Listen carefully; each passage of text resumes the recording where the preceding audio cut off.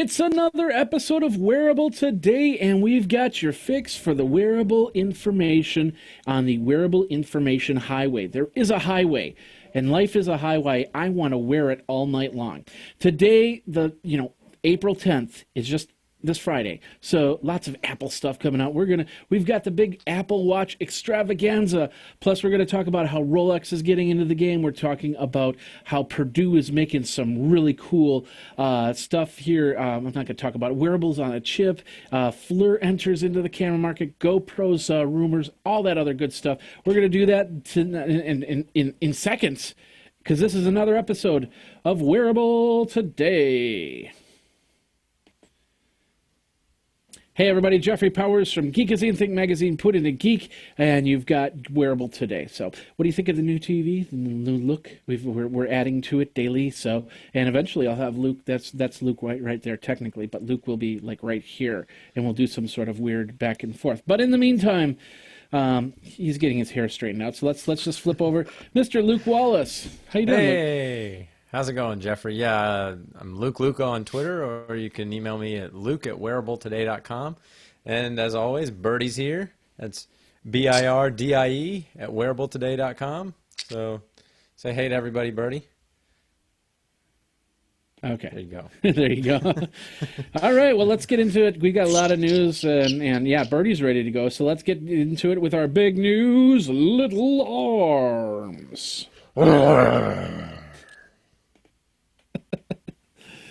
Oh, I'm on the wrong article. Okay. Sorry. First up, we've got a new wearable on a chip, which allows for better battery life and more features.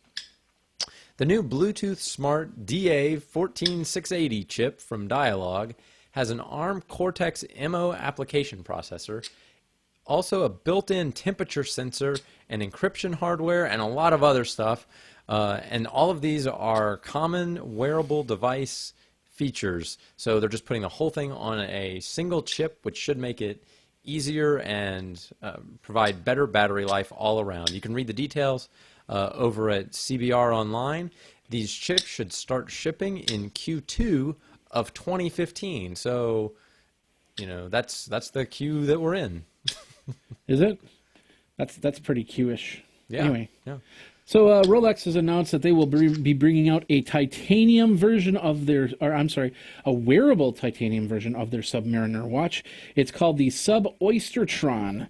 Sub-Oystertron. It sounds like a transformer. I am Sub-Oystertron.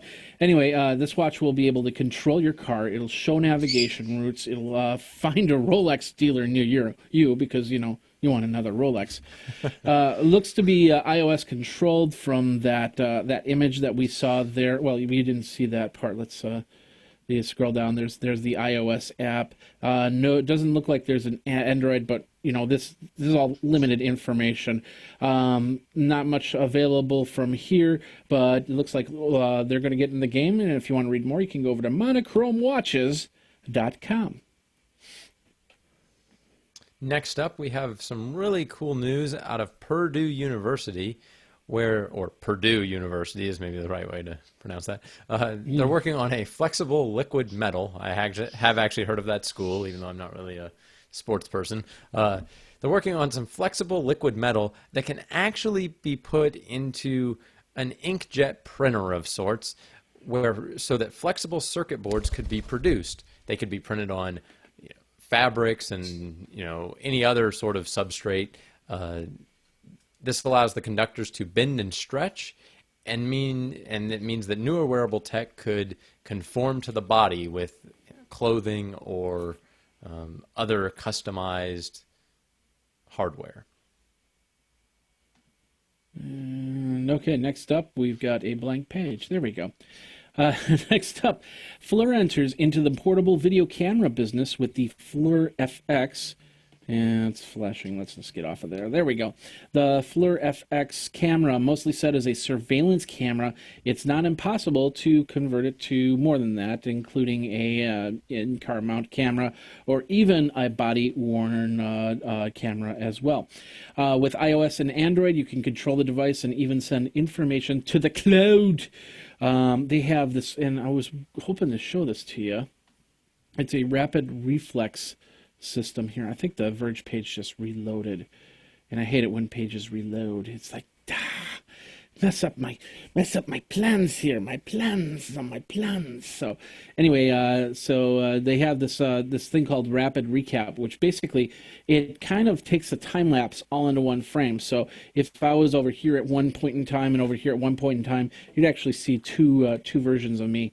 And like I said, I really want to show this to you, but it's not playing. What up with you? What up with you? Anyway, if you want to check it out, The Verge, they've got a nice little time lapse there where people are skateboarding, and it shows the time where the people timestamp where the people were, and that's what's really cool about that. So if you want to check that out, go over to theverge.com. And finally, speaking of wearable cameras, we've got some rumors about the GoPro Hero 5. It's rumored to be coming in October with at least 4K and possibly 8K resolution. 60 millimeter, or probably 60 meter underwater capacity and more. 60 millimeters would be like just a couple of inches, so it's probably a little further than that. Yeah, they must have corrected. It did say 60 millimeter earlier today. Yeah, 60 right. meter underwater capacity. So also are rumored to have 240 frame per second in 1080p and 60 frames per second in 4K, which would just be amazing. The battery is also supposed to get an upgrade to handle this better video quality.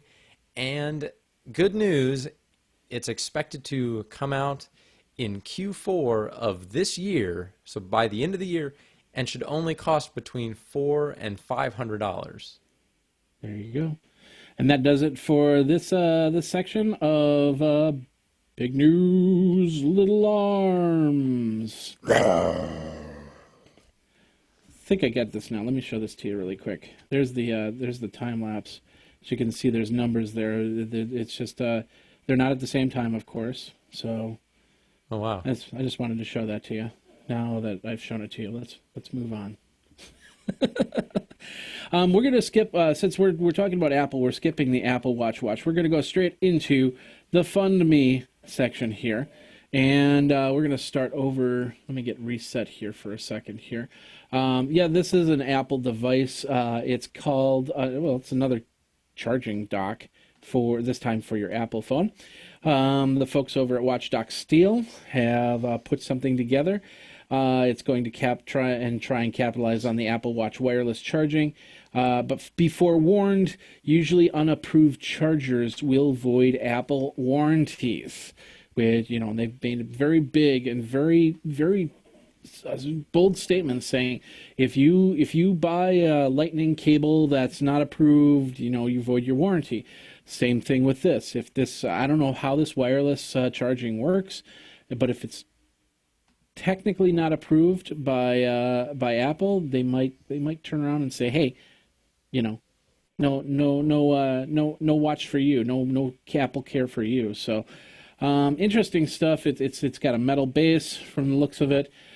You plug in your Lightning device in, and I don't know how that's going to wireless charge from there. Maybe the cable is wireless charged. Have you read up on how that works?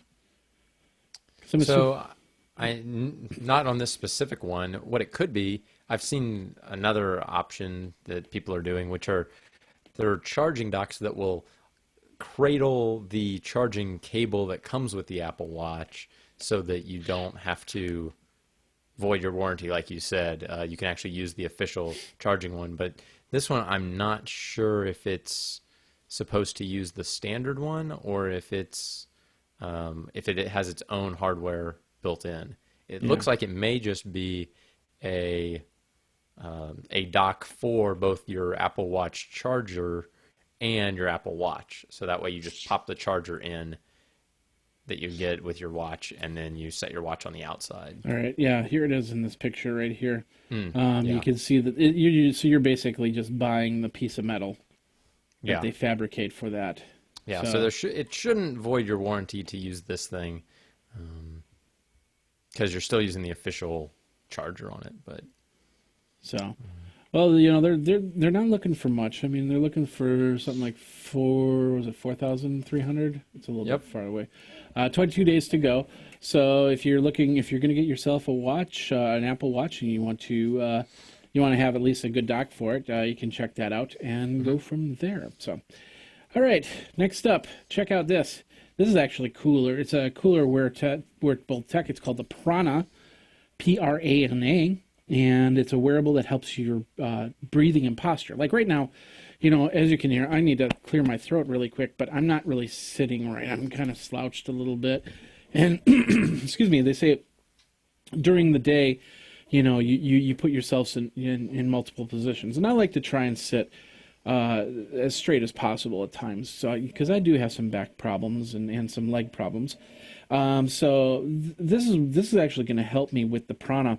It's a wearable that helps with your breathing and your posture. The device tracks the breathing, notifies you when of course it hears that you're not getting the air through your system, your airways are blocked or something like that, and it corrects that and goes from there. So pretty cool stuff. It's once again, this is another crowdfund. They're looking for 100,000. They've only got 28,000. They also have 22 days to go. So we'll see what happens there. What do you think about that? Is this something you'd be interested in? This is an interesting wearable to me.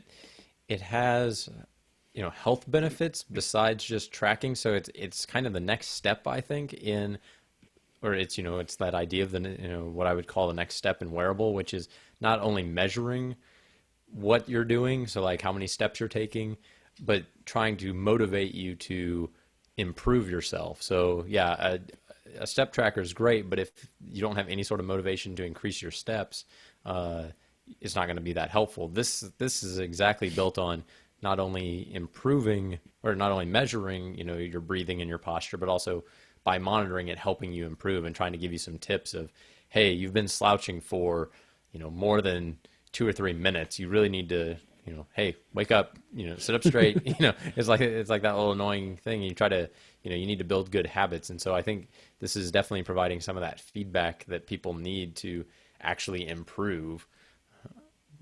So I think it's really neat. What are the different levels?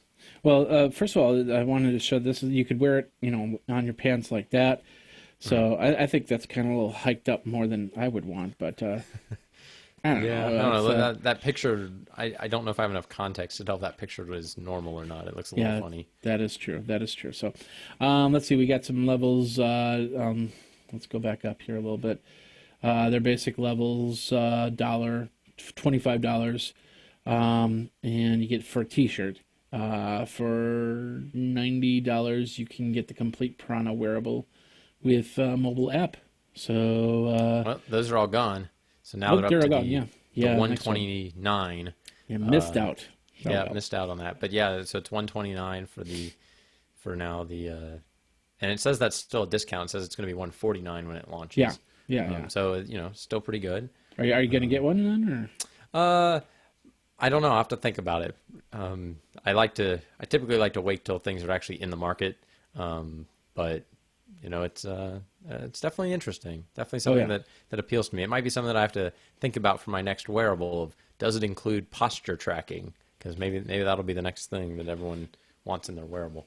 Here's the picture. This is a little bit better picture. So she doesn't have it hiked up to her over her waist. So yeah, it's not really that high. It's just So to basically put it on your waist, inside. I'm assuming inside.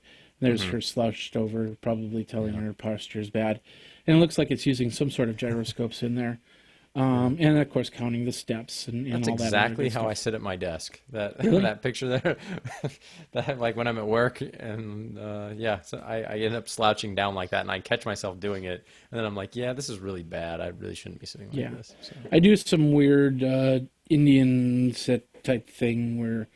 I don't know. It's kind of hard to explain, but I do that for a little while, and then I change, and then I sit nice and proper, prim and proper. I would say I sit like this. How are you all doing today? Anyway, So that would be me. So if you want to read more on that, we've got that link over. That's another. Both of these were Kickstarter links, so you can check that out. And that was with our Fund Me section of the show. So, Luke, how you doing today? Doing good. We have the special day here because last night I had to watch the Badger game. And, of course, it was the national championship. It's like, if I had to watch one basketball game a year, I'd be fine, so I had to watch it. So, Luke, we agreed, and we are doing the special Tuesday night edition of Wearable Today with the new digs and the new graphics. So Yeah, it's really nice. I'm back in the studio. Swapped out the camera for a new one, so hopefully we don't have the same technical difficulties that have been plaguing us the past couple of weeks. So yeah, so far so good. So yep. Knock on wood, and we'll see. But yeah, things are good. I'll do a quick shout out. You're going to be out next week for NAB. Yes, and I will be out next week because I am traveling to San Diego to speak at the Mobile Dev and Test Conference. It's about mobile development. I'm sorry, I thought you were going to say Mobile Dev and Test in. That's it's starting to sound like intestine. I don't know. Mobile Dev Intestine. Yeah. No, Mobile Dev and Test Conference. Okay. All right. So, it should be a really good conference. But your intestines will be coming with you, right? Yeah, I guess so. Okay. I probably need those for digestion. So yeah, it'll be good.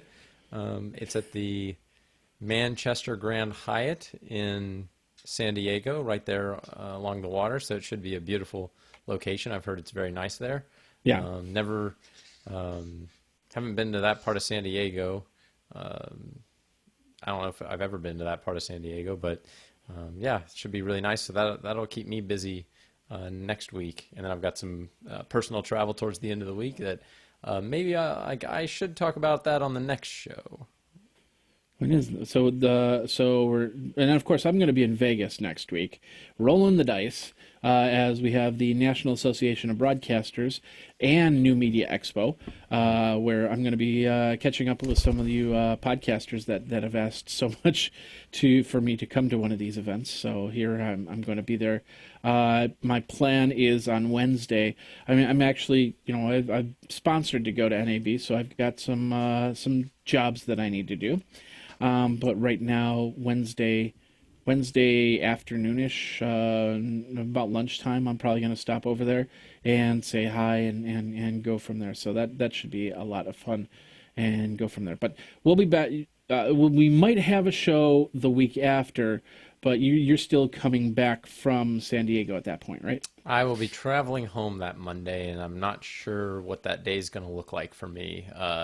I should be home before that, but I don't know how wiped out I'll be from all the festivities and traveling that I've been doing. Yeah, I'm going to have a really early morning getting up to get home that day. So yeah, you'll be drinking. That's lots of drinks, right? Are you riding first class maybe? There's no plan on that just yet, but it should be nice. We'll be flying Virgin America out there. It's a nice perk of living in Dallas now. Virgin flies out to the West Coast and East Coast, New York at least, a little bit now. So I'll be enjoying that. Well, that's cool. Well, you have fun and safe travels there, I suppose, and then we'll meet back here probably in a week. Maybe we'll do another Tuesday show or something. I don't know. Yeah, that's always possible. So, all right. Well, so that's what's going on, and then of course at the end of the month you're going to be doing something else, but I don't think we're ready to talk about that yet, right? No, okay, not as such. Okay, so it's going to be a kind of an odd schedule for a couple of weeks, but just keep watching and going from there. But hey, if you haven't come over to our go over to wearabletoday.com That's where you can find everything. And of course, we do have our YouTube channel over at Wearable Today. I spent some time putting it, fixing it up and making sure that it doesn't say This Week in Google Glass anymore. So, and of course, we've got some videos there. I have to finish putting this all together. But if you look down here, let's see if the mouse will show it. Right here, you can hit this, and this is where you can support the show, Wearable Today. $1, $5, $10, $1,000, $5,000, and we can get all cool equipment and stuff like that if that happens. I don't, if you want to, that's fine. But we do appreciate anything that can help keep the show going, because now we're going to enter our third season. Actually, that's the one thing. In 2 weeks, we're going to be on season 3. This technically is the last episode of season 2. So, and of course the show was called This Week in Google Glass before we switched to Wearable Today.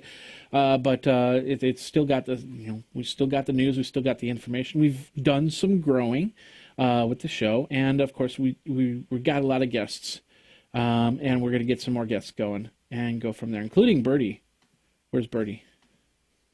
Birdie's here. She's just crawling around. I was just crawling around. So Birdie's going to give us a full insight on how wearables are being used.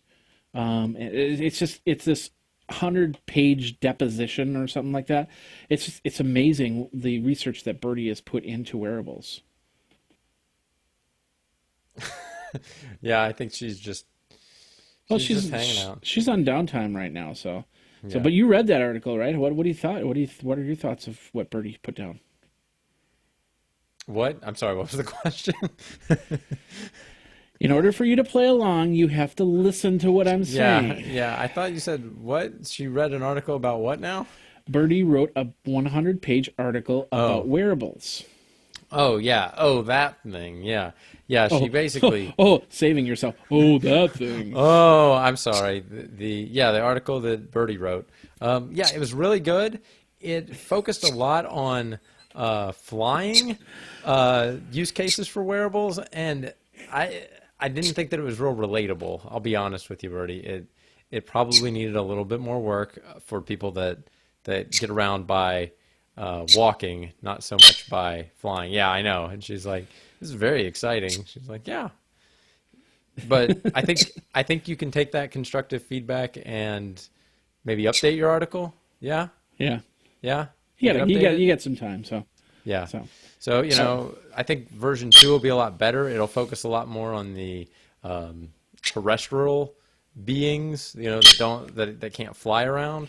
Okay, I think we've taken this part a little bit too long now. Yeah, flight wearables are important, but it's a very limited demographic. I would like to see, like we talk about dog trackers. I do think bird trackers could be the next big thing for pets. I think that the dog tracking market is kind of crowded, but the bird tracking market is completely untapped, and bird owners have a lot of, They have as much love for their animals and for their birds as dog owners have for their dogs, and I think you'd see that play out in the market if given the chance. So. Yeah, there you go. Okay, well there you go. I mean, actually we learned a little bit about that, so that's pretty cool. And Birdie's kind of chiming in there herself. Birdie doesn't like being shoved around. So. Oh, okay. All right, well let's move on here. Let's get to the focus. And technically, the focus is the Apple Watch, and I think this will be like one of maybe two. Maybe this will be the last time we get to use that graphic, because the big day is here, April 10th. April 10th, and it's April 10th. What can you say more about it? It's April 10th. What are your thoughts on that? April 10th. I think it's absolutely going to be April 10th very soon. Oh, okay. Yeah. So. I agree. That date is coming up. Yeah, it is very much so. But hey, if you're planning to get the watch, it's gonna be a lot different than with the iPhone and a lot different than the iPad. And we're gonna start over at this article over on Yahoo. The Apple Watch, you better plan ahead. There is gonna be no waiting in line, no 2 weeks sitting in a tent or something like that. and basically taking the fun out of their launches. So everything's appointment only. No more standing in line for days. But does this make sure that are they taking the fun out of it, or do they have a reason why? And I saw another article a couple hours after I read this one. Basically, Apple's going, oh well, we don't want people standing outside our stores. Tents and stuff like that. That's silly. But Yeah. yeah, Yeah. I hate that. You hate them standing outside? No, Apple hates that. They really hate there being this huge culture about lining up for a product that you could just order online or, whatever. Well, it's going to be a lot different as opposed to an iPhone or an iPad. But I think the biggest reason, and this is just my thought, the biggest reason why I think that they decided we're going to do it by appointment only is because of the fact that they don't have, as far as I know, they still don't have the amount of watches that they wanted to have at this launch. They have about half of them because of the LCD issues we talked about a week or two ago. I believe what Apple's thinking is if they stand in line for weeks and we can only fulfill a portion of that line, half of what normally would have been with an iPhone or an iPad, we're going to have very upset people, and we're going to have people that will possibly even riot or do something stupid because they didn't get their watch. So you get them by appointment only. Plus, if you want that $10,000 gold watch, they want to know how many stores they can pack a $10,000. Because your Apple store in your hometown, if you have an Apple store in your hometown, is probably not going to have a $10,000 watch there.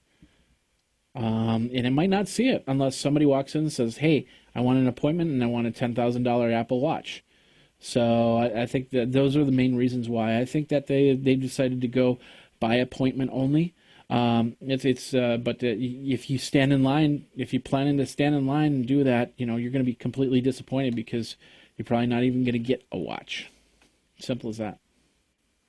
I read a different article that Apple will not be requiring you to make an appointment if you're interested in the $10,000 watch. Now, that seems like it'd be hard to verify because people are like, how many people are like, yeah, let me see that $10,000 one. Yeah. And they said that they'll take you back to like a private room, which, what does that mean? And they'll have this private area for people who want to try out the $10,000 watch. But you're like, could you just walk in and be like, I have to make an appointment? Yeah, let me just see the $10,000 one. That's fine. I'll just do that. It's like, are they going to be like, I'm sorry, sir, you are not rich enough. I can tell by your clothes. Like, are they going to discriminate against people like that? Because that might be a fun experiment to do. I don't know. I still think that there's going to be stores that don't have, if they have. Oh, they won't have them. Yeah, sure. Yeah. They'll have maybe they'll have a $10,000 watch. And of course, if you go to New York, if you go to San Francisco, if you go to Chicago, if you go to, the big cities and the Apple store there, they will probably have a few $10,000 Apple watches on hand. But here in Madison, Wisconsin, they will probably not. They might have one, and that's it. And it won't be the color that you want, and it won't be the style that you want, and it won't have the bling that you want, or whatever. But you will, I don't know.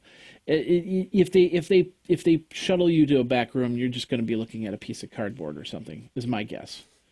But for the most part, if you want to get the regular priced watch, the $399 watch, yeah, you're gonna have to do it by appointment only. So.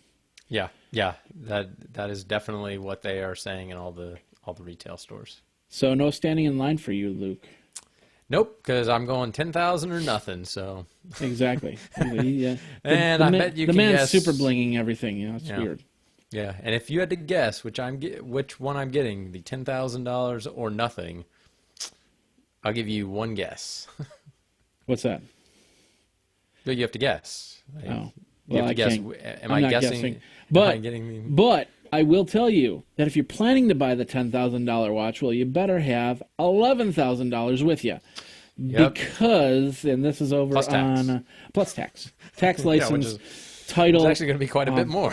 Yeah. So you'll have you'll have the tax, the license, the title, and then previous owner. So you'll have a Carfax report, except it'll be an Apple Watch report, and then you'll anyway. It's going to be a big mess. But anyway, if you're planning to go for the $10,000 watch, have a couple $1,000s more with you, because the Apple Care will be around $1,000. I think it's like $999. This will give you 3 years of Apple Care Plus. If you don't get it, you just get phone support. Like the first year is full support, and then 2 years of phone support. But you'll get 3 years of Apple Care Plus. So if you drop it in your toilet, then you might be able to get a replacement for that. If you're just getting the $400, $300, whatever the price is for the regular Apple Watch, Apple Care Plus will only cost you $59. So $59 versus $1,000. Bling versus non-bling. I don't know.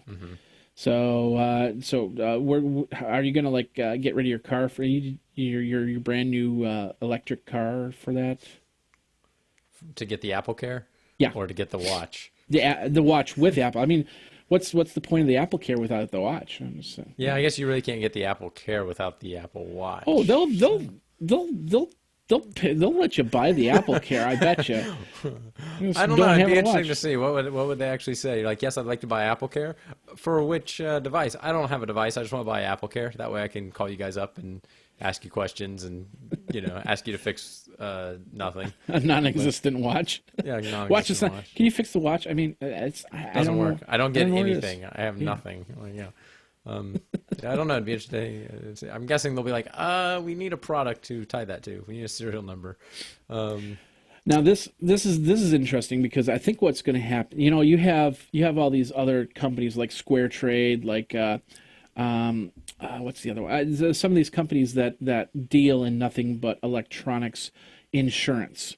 And I wonder, I haven't really checked on those prices just yet, but I bet you they're going to be high deductibles, and probably not $1,000, but you'll probably be paying a couple $100 a month, maybe $100 a month or something like that, like your car insurance price, right? I don't know. So yeah, I don't know. I mean, it's got to be expensive, especially for the $10,000 one. I think the $359 one, that one's going to be treated pretty much like any sort of standard piece of electronic equipment, because iPads and all that stuff are more expensive than a $350 or $399 or whatever, or they're around that price. So I'm sure their model will follow something like that. They might put a small premium on it, I think, because this device is not something that you pack away in your bag every time you go away. Like, it's going to be out in the elements a lot more. So I would think that there'll be a higher percentage of damage and that kind of thing. Although it's a lot harder to drop a watch than it is to drop a phone or a tablet. So maybe they'll see that the damage rates go down, or at least even out or something. Yeah. I don't know. It'd be kind of interesting to see how that's going to play out as people wear more smart watches. Yeah. And it'll probably be like my MacBook, a month after it gets out of its 3-year warranty, it dies. That's actually what happened to me. But Apple was really nice. They actually they did fix my MacBook, which was great. But it could happen. I suppose you pay $1,000 for 3 years for your Apple Watch, but by that time you've probably traded in for a newer model, because if you got $10,000 to spend on an Apple Watch, you've got another $10,000 to spend on the upgraded Apple Watch that comes out next year. Simple as that. So, and you've probably traded in probably like $3,500 for that $10,000 watch to get the new Apple Watch. And so, like I said, you got $10,000 to spare on an Apple Watch. Who cares? An extra couple $1,000 there, it's not a big deal. Yeah. So. Yeah. Anyway, you're loving this Apple Watch news, aren't you? Oh no, it's good. It's good. You're such an Apple fanboy. It's crazy. Yeah, I don't know if I'd go that far, but yeah, You do have a Mac. You do have a Mac. I do have a Mac. It was provided by my employer, but yeah, okay. I do use a Mac. I think Apple makes very nice hardware. I think that, I mean, even their software is not all bad. Like, but you know, their hardware is not perfect. Their software is not perfect. I don't think that anybody makes perfect software. Yeah. Maybe that's just because I work in software development, and so I know how software gets made. And yeah, nobody makes perfect software. Yeah, that's true. That's So true. You live with it. I live in a Windows slash Mac slash Linux world. So yeah. whatever computer I'm in front of, I start working on. That's Yeah, how that yeah, works. and I So think that computers are starting to fall away, and it's annoying sometimes when you get these kinds of things. Not saying the Apple Watch itself is bad because of this, but where you have these ecosystems where yeah, to use the Apple Watch you have to have an iPhone, or to use Android Wear you have to have an Android device, and it'll be nice to. yeah, Like, or it would be nice if more devices were kind of like the Pebble or something like that, where it was like, well, it works fine on either device, and they both yeah, kind of work with it. And we may see that happen over time, but yeah. for now, you kind of have to pick your side and go with it at least for a while. So, Well, speaking of which, which watch would work with this TV? what do you mean? Like it's an Android? I think you said it was an Android Yeah, based no. This TV. is actually a touchscreen monitor, and I'm gonna eventually have some software where I can actually do some touchscreen stuff with it. But right now, I had this company called Bigify. They came out with this HDMI dongle, so I've plugged this into this device. So if I hit the home button here, this is what it is. It's an Android device on my TV, in which I've installed, Netflix, email, Chrome, and stuff like that. It's running 4.2, but then of course I just put the logo up. So I've got a full computer right here. I could hook up to your Moto 360 if it had Bluetooth, right? I think, yeah. Yeah, yeah. So, and I don't think it has Bluetooth in it, but I could, if it does, or if I have an ability to hook it up, then I could actually start using wearables and show you on the big screen how it works if I wanted to. But I don't want to, so not right now. So Anyway, you've got some more Apple Watch articles, right? you don't want to talk about that anymore? No, I think we need to stay focused. Stay focused, Jeff. there is no focus. That's all a farce, a farcical focasicle. Anyway, it's Tuesday, isn't it? Oh, yeah, that's right. So if you're planning to submit an app to Apple Watch, you'll want to cross your I's and dot your T's. If you do not follow Apple's submission guidelines, you will be rejected. So no $1,000 app where it just shows a gem or something like that. I think that was an iPhone app that somebody tried to put up. But if you decide that you're going to put together your watch, you're going to have to make sure that everything is done perfect, or else Apple's going to say no, we're not going to take that. So, do you know what that involves at all, or? So yes, I do. Actually, I've heard of a few developers having issues with this. So what happens is Apple is now testing a lot of apps with the Apple Watch internally. So developers can test with some simulators and kind of pretend to have the Apple Watch hardware and see how that interaction works. But it's not exactly the same as having the actual hardware device. Okay. And what people are saying is that apps are getting rejected because it's crashing when they hook an Apple Watch up and then try to use their app. Things get lost, or there's some miscommunication there, and it might cause an app crash. And right now that doesn't maybe seem like a big deal, because you're like, well, no one has an Apple Watch, so what does it matter if my app crashes? Well, like you said, April 10th, it's really close. And then April 24th is when they start going out. There's even some that I see going out sooner than that to some select media partners. People are getting them now from Apple. And so, people are going to start having that. And Apple doesn't want people to get their watch out and say, awesome, let me try some apps. And they try an app and it crashes.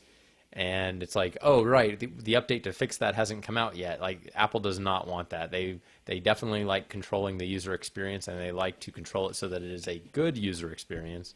Yep. And so the Apple Watch, that's basically what's happening is Apple's doing some testing, and things aren't working out real well, and so developers are getting told, nope, didn't work with the Apple Watch. Go fix it. Go fix it. Yeah. Yeah. And they're not gonna deal with it if it doesn't work the first time. It could even be on their end. If it doesn't work the first time, they're gonna give it back to you. So basically, what they're saying is compatible SDK version. In the new version, the final version of Xcode is still in beta.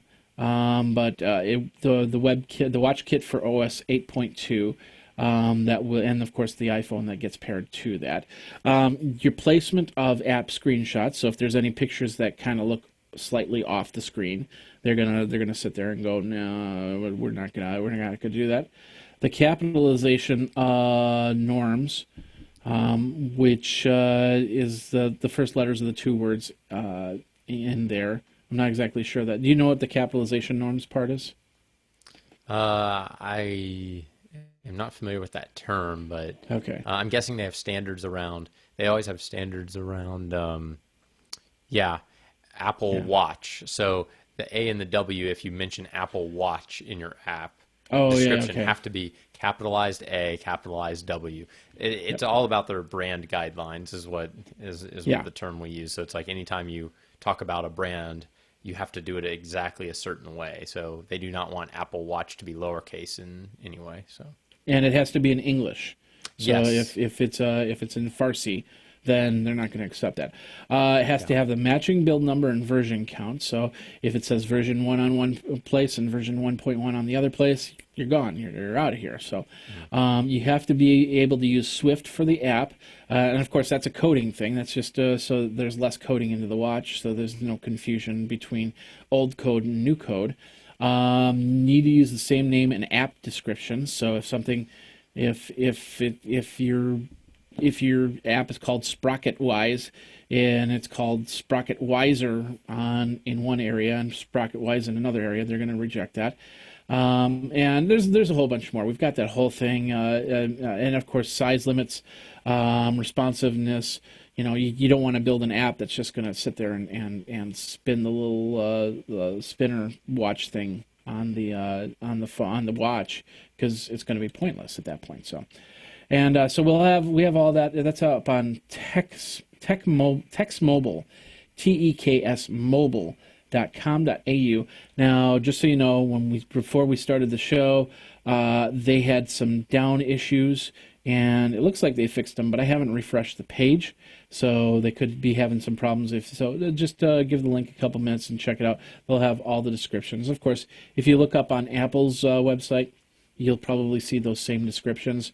And you'll want to, be very meticulous in reading them if you're going to make an app for an Apple Watch. So, all right, let's move on. Why don't you talk about the Apple Watch human interface guidelines? Yeah, our next article.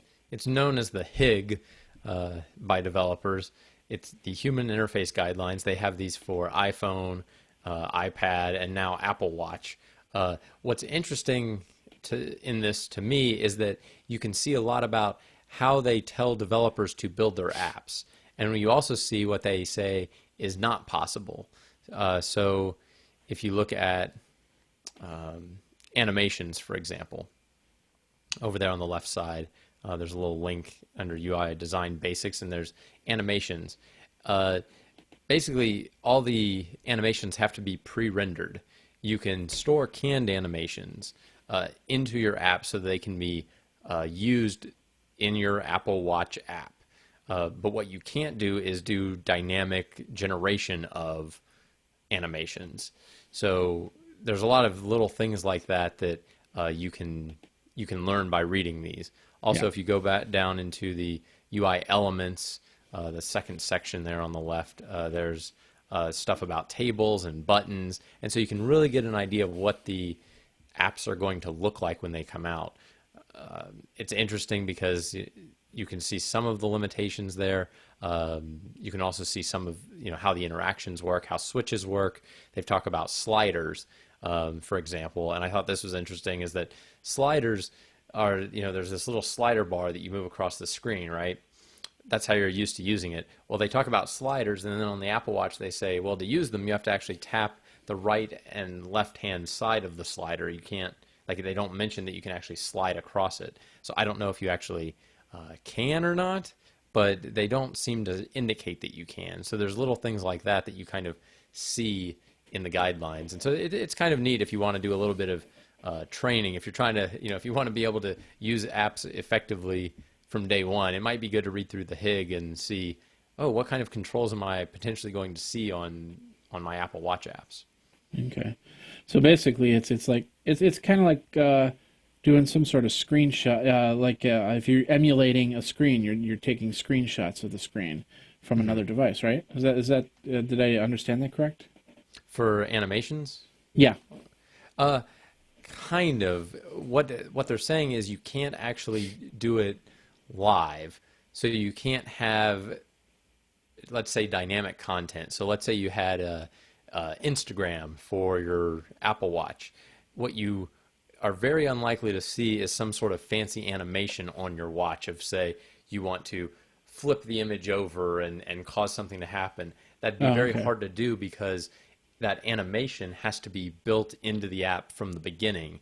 So it can't dynamically generate that animation at runtime with whatever the image is. So what it could do is it could animate just a generic flip of a generic image, but if you wanted to animate, oh, there's the latest image. Oh, I want to see, I want to flip it over so that I can like it or share it or whatever. You can't really do that because that animation wouldn't be able to be calculated on the fly. Unless it's native to the watch itself, like exactly. For instance, like if you're seeing text messages, and I've seen this in the commercial. Ooh, got some thunder. I don't know if you heard that, but there's. Yeah, that's a big thunder. Yeah, I can hear that. That is big thunder.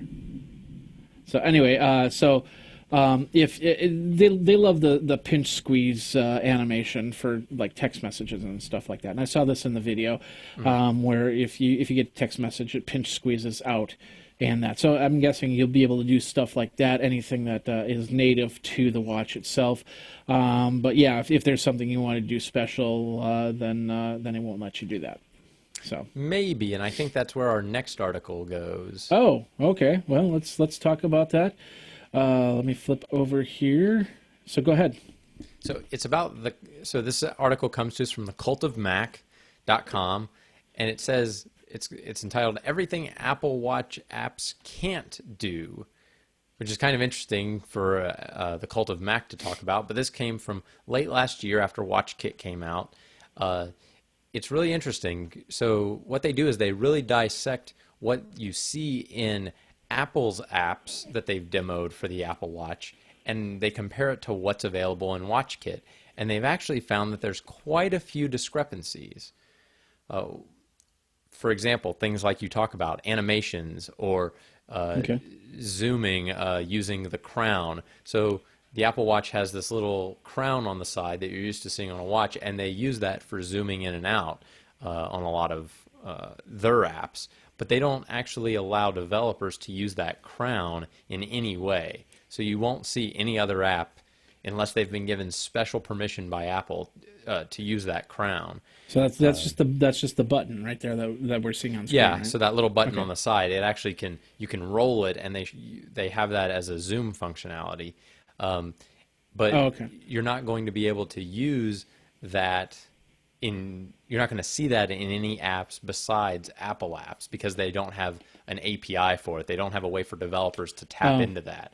So I couldn't use the wheel to scroll up and down conversations or anything like that. And I guess the key there is not yet. So what people are saying is eventually they'll probably add that into WatchKit. Because they've obviously got some APIs to deal with it, but they need to figure out how to make them public, how to make them available for developers to use. And so it's not saying that you wouldn't ever be able to do this kind of stuff with the Apple Watch, but there's going to be a few things that you'll only see in Apple apps to start with. Okay. So what happens is, are we just going to have a whole bunch of people that are just going to be doing this with their watch? Because they know that it's not going to do anything. So there's a lot of things in this list using the vibration engine, the taptic feedback engine, they call it. Like that's off limits. You can't do anything custom with that. so you'll probably get buzzes when you get a notification and stuff. But yeah, so what I'm afraid of is people are going to get it and they're going to think that every app is going to be amazing, like all of the Apple apps are on there. Like, oh, Photos is cool, and oh, yeah, Maps is cool, and Yeah. all this stuff. And then all the other apps seem really kind of plain and boring in comparison. And that's what I'm afraid people are going to think, is that, oh, all these other apps don't really do very much. And that may be partially true. There's some apps that do interesting things, of course, but it's going to be interesting to see what happens as these apps change and as they improve WatchKit and open up more of those things. I think you'll see a lot better apps come out, Okay. just like has happened with the iPhone and the iPad. Like, if you looked at the original, well, iPhone OS SDK that they had, it was pretty limited, and they've added more and more features over time. So we'll see the same thing happen. So I'm not saying that it's never going to be good and no one should buy it and it sucks, and I'm not saying anything like that, but I am saying it's going to be probably more limited than people are expecting right out of the gate. Okay. Well, that's interesting to see, and yeah, I didn't realize that they'll have that limited functionality, and it makes perfect sense. I mean, you don't want to come out of the gate with this device and then find out that it does something, and if you give them all the functionality, the open sourceness, I guess you could say, that they find a way to do some weird stuff with this, because there's a lot of forward thinkers out there that they could probably take this watch apart, put it back together, and make it 10 times better than what it is right now. So, and then they get bored and they do something that was kind of silly or stupid, Then we talk about it in tech history. So, Yeah, they'll definitely be improving it over time. It's going to be interesting to see what kind of upgrade path they talk about, they think about for this. Is it like a 2-year thing and then they expect everyone to buy a new watch, or is it more like an iPad where people have iPads that are 4 or 5 years old and they still use them? yeah. People don't Well, replace those every year or two like they do with their phones. over here, I actually do have the iPad 1 sitting on my desk. I use it whenever I talk about apps. I try and load it on the first version and see if it still loads. So there's a lot of use there, and of course, I can still pull up graphics. I mean, even with this thing, the older Android operating system, that still works. I can still pull up graphics. I can still read books. I could still watch movies or whatnot with that. So, but it'll be interesting. And I'm wondering if they're just also not wanting them to get used to things like the crown or anything. Like, they've got this graphic that's going on right here of I don't know if you can see it. It's this watch, the taptic part of this. Yeah. And they might not have it in the second version of the Apple Watch. There might just be something that they played with. It looked good, and it works right now. But the next version, it's like, yeah, we don't need a crown. We don't want to have movable parts. We want to make it as waterproof as possible. So we can't have buttons on this thing, and go from there. Yeah, I think that crown for scrolling, I personally just think that's kind of a weird interaction. And for zooming, it just seems like such a small screen that, like, you just shouldn't show stuff and then expect people to zoom and pan around and stuff. It feels weird to me compared to Android Wear, where there's no zooming ever on there because they realize it's such a small screen. So Yeah. it'll be interesting to see. But yeah, I was kind of thinking the same thing of, like, did they not open up the API because they didn't want to have to deal with trying to close down the API because they got rid of the hardware? Like, Yeah.